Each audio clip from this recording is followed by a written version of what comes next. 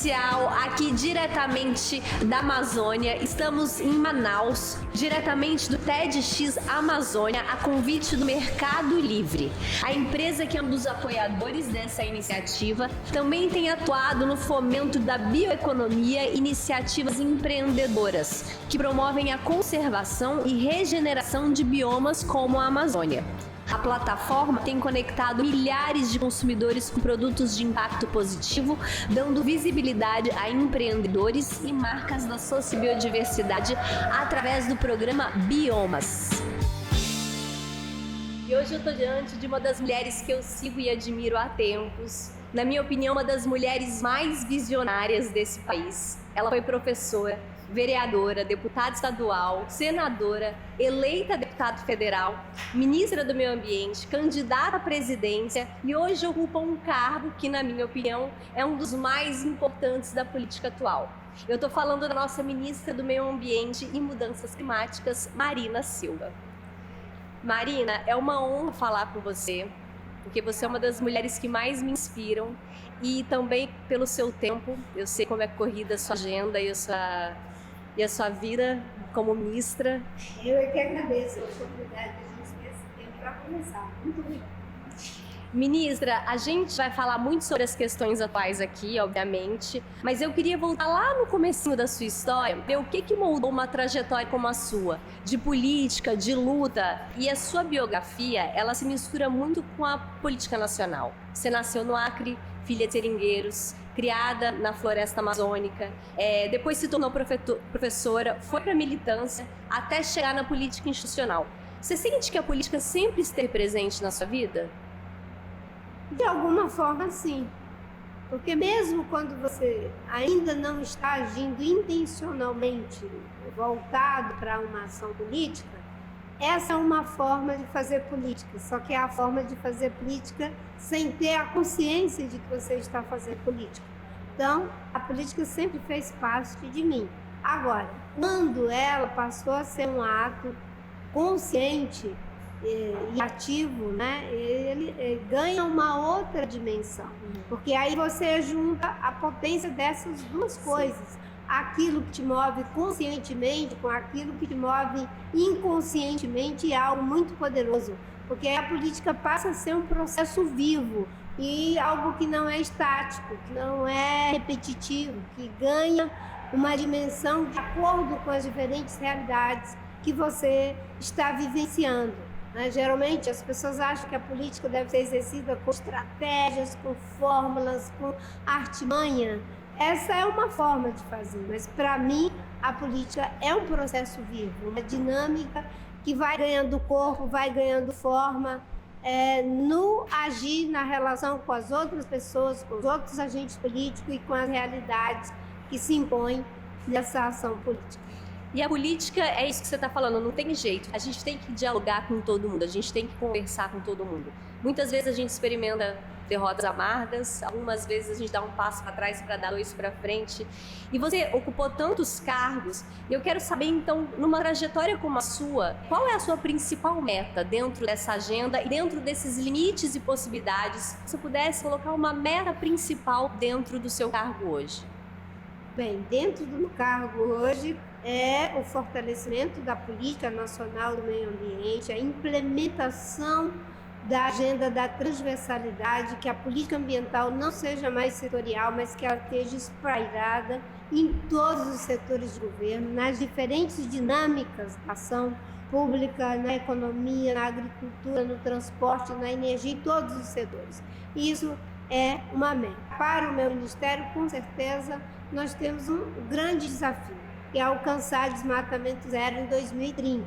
O governo do presidente Lula vai até 2026, mas eu quero que a gente seja capaz de deixar o equivalente, proporcionalmente, ao que seria desmatamento zero em 2030. Isso é uma grande meta, sim. E a gente está aqui falando diretamente de Manaus e a gente sabe que a Amazônia vem sofrendo o problema das queimadas, a seca do rio.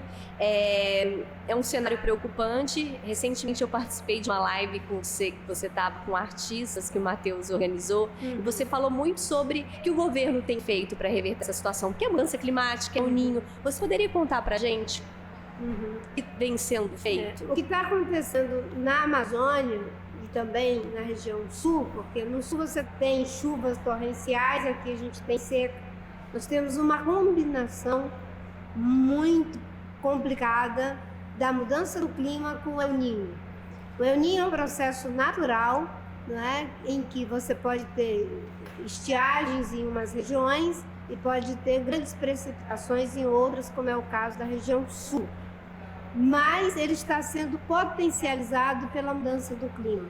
Tem a ver com o aquecimento do Atlântico Norte, isso faz com que se tenha um acúmulo de chuvas muito grande na região sul e, por outro lado, o aumento da temperatura também causa a estiagem aqui na região amazônica.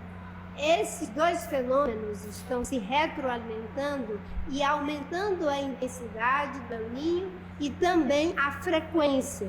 Geralmente eles têm um certo espaçamento, pode ir de 2 a 4 anos, mas eles estão se tornando cada vez mais a miúde.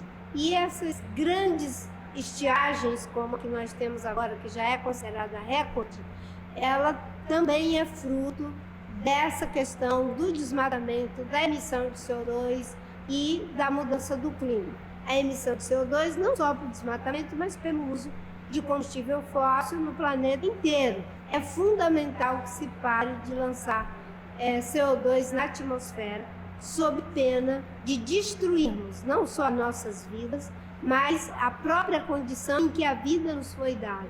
Tornar esse planeta incapaz para a sustentação da vida. Isso é algo terrível, assustador, mas é disso que se trata se não formos capazes de entender que governos, empresas e cada um de nós tem que fazer a sua parte. Existe um momento que a sociedade pode fazer a sua parte de forma muito potente, que é nas escolhas políticas que faz. Quando você escolhe governos descomprometidos, negacionistas, você está comprometendo não só o teu presente, mas o futuro dos teus filhos, dos teus netos e da própria condição de vida. Por isso que o trabalho ele se torna muito mais intenso, muito mais difícil, porque você tem que lidar também com aquele lado que, mesmo vendo tudo o que está acontecendo em 3 dimensões na sua frente, continua exigindo que tenha o direito de desmatar mais, de poluir mais, de usar de forma desenfreada os recursos naturais. E no caso da Amazônia, isso aí é terrível para a América do Sul e para o Brasil. Sim. E aí, apesar da gente estar aqui na Amazônia, eu nasci e cresci no Cerrado, é um bioma que eu tenho muito carinho, que a gente sabe da beleza dele, né, e da importância dele para o Brasil. 8 das 12 bacias hidrográficas, a savana mais biodiversa do mundo, segundo maior bioma brasileiro.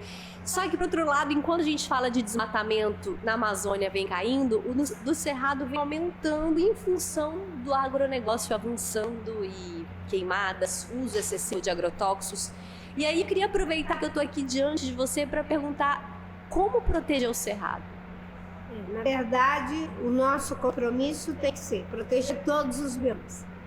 E isso foi uma experiência que nós começamos, o Plano de Prevenção e Controle do Desmatamento da Amazônia, feito em 2003, que alcançou excelentes resultados e que agora, ao ser reimplementado, já conseguiu redução do desmatamento no período do governo do presidente Lula de 49,5%, evitando lançar 200 milhões de toneladas de CO2 na atmosfera.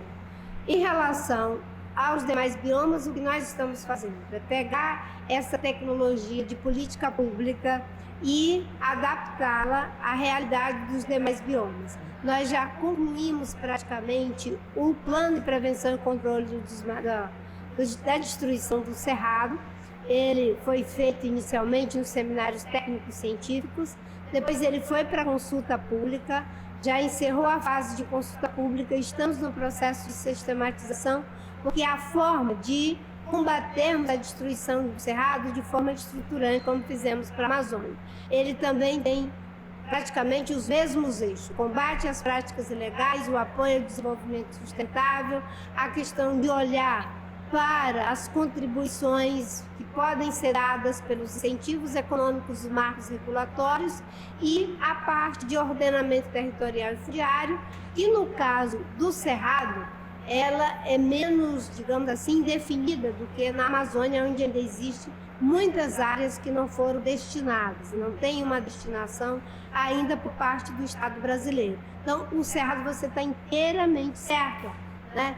Ele é responsável pelo equilíbrio hídrico do Brasil em função dessas 8 bacias e também porque ele é um bioma que tem uma rica biodiversidade, populações tradicionais e se ele for destruído, o maior prejudicado serão aqueles que pensam que a sua destruição vai lhes render alguma coisa, porque o regime de chuvas no Cerrado já está atrasando quase 60 dias, 57 dias. E se ele continuar sendo destruído, tudo aquilo que as pessoas acham que estão ganhando agora, vão perder no atacado no futuro. A ciência já está mostrando isso. Tem um estudo da Universidade de Minas Gerais, e outro que eu acho é da PUC, de São Paulo, que demonstra claramente que a destruição do Cerrado será um prejuízo incalculável, ambiental, social e econômico para o agronegócio e a agricultura familiar no Brasil. E agora falando sobre a agenda climática, o Brasil parece ter voltado a esse protagonismo na luta climática global, né? Não só por você, pelo Lula, mas também por todas as lideranças brasileiras que estão presentes nessas conferências internacionais, abandonando esse discurso da subserviência, né, e endereçando a crítica para aqueles países que são os maiores culpados, emissores dos gases de efeito estufa. Você concorda que esse deve ser o caminho?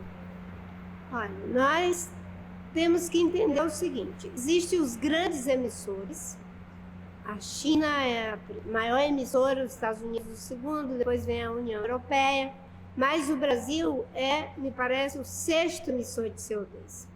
Então, a atmosfera ela não faz a diferença lá em cima, né? O que a gente emite aqui embaixo vai atingir a temperatura da Terra de igual modo. Agora, o que a gente tem que trabalhar é com o princípio da justiça climática.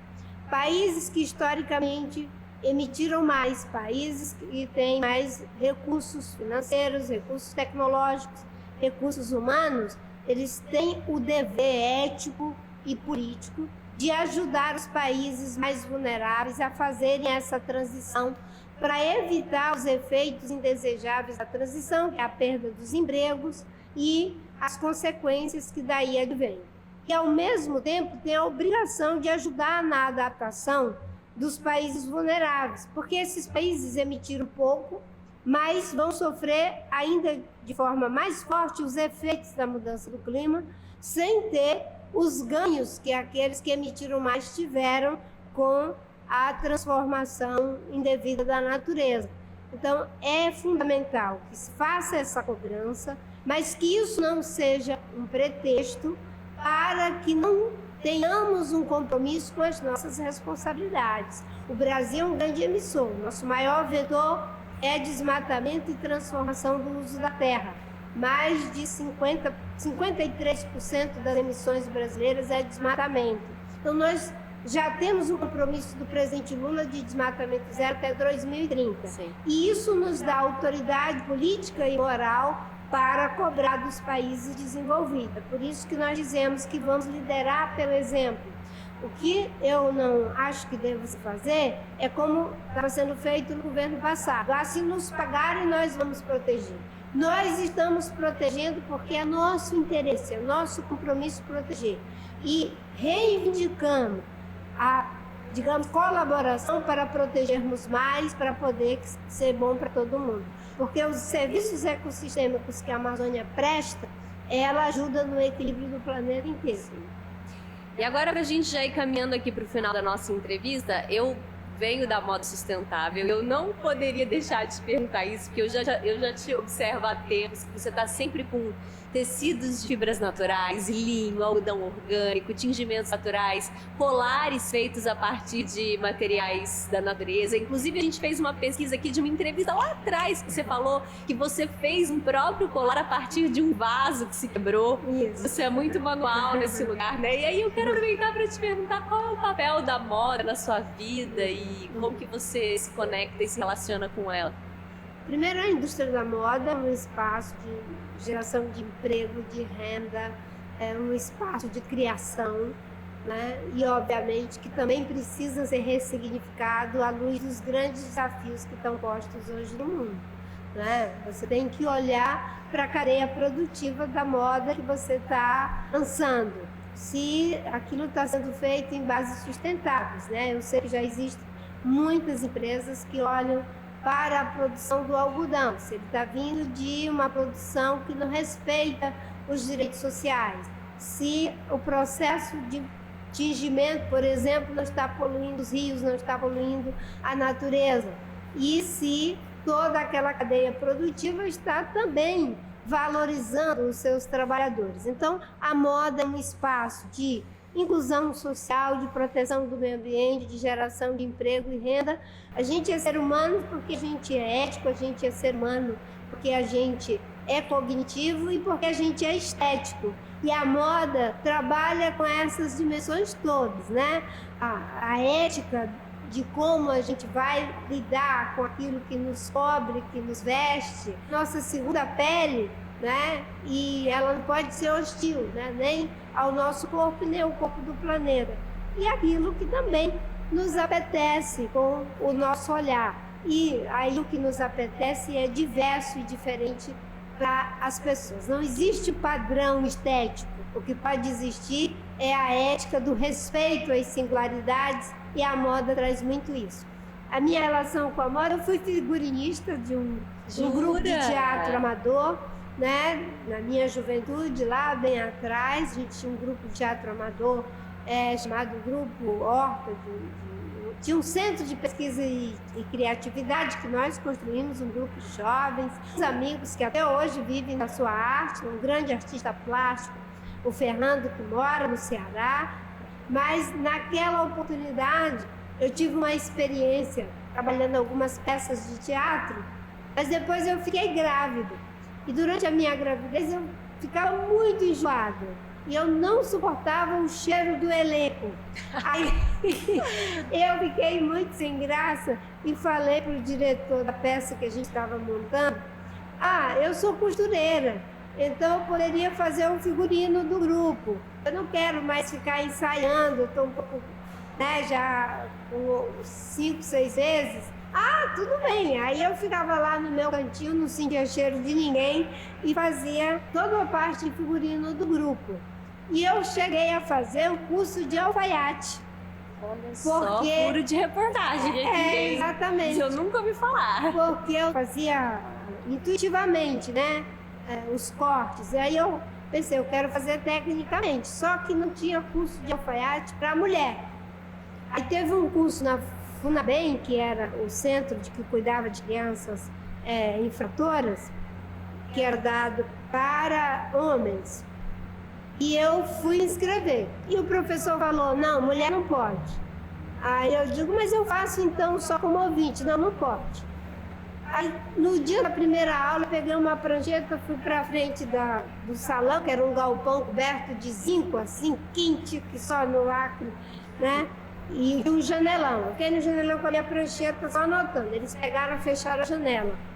Aí eu fiquei sentada num banco assim embaixo de uma mangueira. Passou assim uns 20 minutos, eles abriram a janela. Quem estava lá? Eu. Aí ele disse: então você não tem jeito não, entra, faz o curso, mas você vai fazer como ouvinte, não vai receber o diploma. Eu digo: não quero diploma, só quero aprender. E é assim, eu gosto, eu já fui na São Paulo Fashion Week algumas vezes, já fui na Amazônia Fashion Week também, e admiro tudo que ajuda a gente a desenvolver a nossa capacidade criativa. Sim. E a moda não deixa de ser uma ferramenta política muito forte, né? Sim. É isso, você usar um capim dourado, você ajudar toda aquela comunidade que precisa da floresta em pé para produzir aquela peça. você usar a renda das mulheres do Nordeste, valorizar essa arte, né? E essas mulheres que precisam também de uma renda, né? Ou o tecido que você usar. Tem muitas pessoas que fazem isso. Eu até pensei na época com o Gilberto Gil, já encerrando por aqui, né? De criar uma coisa que eu vou trabalhar com a Margareta agora, são as etnogrifes. As etnogrifes seria algo, se você usa os motivos dos povos indígenas, a sua estamparia, pague um percentual para um fundo de apoio às populações tradicionais, porque às vezes você vê, não é, esses motivos que são criados, o Quené Caxinauá e outros, por exemplo, né, que são, digamos assim, construções gráficas e estéticas que não te cansam. Você usa a mesma estamparia e aquilo é sempre bonito. Sim. Não é? Se você usa na nossa cultura as mesmas coisas, fica uma coisa meio cansativa. Mas eles usam as mesmas estamparias e é algo vivo o tempo todo. E aí alguém de repente reproduz isso, transforma numa peça, enfim, de carpintaria, ou transforma num tecido, ou transforma em algo, e eles não recebem nada por isso. Então, criar as etnogrifes para que quem quiser reproduzir, né, essa estética tenha que pagar um percentual por ela. Justo. E agora, para finalizar, o que você sonha ainda em conseguir mudar? Eu acho que um sonho que eu acho que a gente tem que mudar é o modelo de desenvolvimento que está posto no mundo. Essa é a grande utopia desse século. Sair desse modelo insustentável para uma forma sustentável de nos relacionar com a gente mesmo, com as outras pessoas e com a natureza. E isso só é possível se mudarmos os nossos ideais identificatórios. É por isso que a educação ambiental, por isso que a arte, por isso que a espiritualidade, as outras formas de mudança de consciência são muito importantes. Então, o meu grande sonho é de que a gente tenha o ideal identificatório do ideal do ser e perder, ou pelo menos descontinuar o ideal identificatório do ter, porque isso está destruindo o planeta. A humanidade, ela faz o maior percurso de sua trajetória orientada pelo ideal do ser. Os romanos queriam ser grandes, queriam ser fortes, os gregos queriam ser sábios, queriam ser livres. Na Idade Média, as pessoas queriam ser santas, mesmo tendo cometido muitas atrocidades em nome das santidades. Os egípcios queriam ser imortais. No mercantilismo foi feito um deslocamento, e em vez de buscar ser, a gente passou a buscar ter. Só que nós somos 8 bilhões de pessoas com capacidade infinita de desejar e desejando ter coisas, e o planeta não suportará isso, já não está suportando. Então, o meu grande sonho é que a gente comece a ter novos ideais identificatórios. E, aliás, eles já estão começando. Sim. Muito obrigada, Marina, por essa conversa. Essa conversa vai estar disponível, então, nas páginas do Tempo Virou podcast e também no Mercado Livre, no TEDx. E agradeço ao TEDx Amazônia e também ao Mercado Livre por essa oportunidade. Muito obrigada. Eu que agradeço, Giovana, pela oportunidade.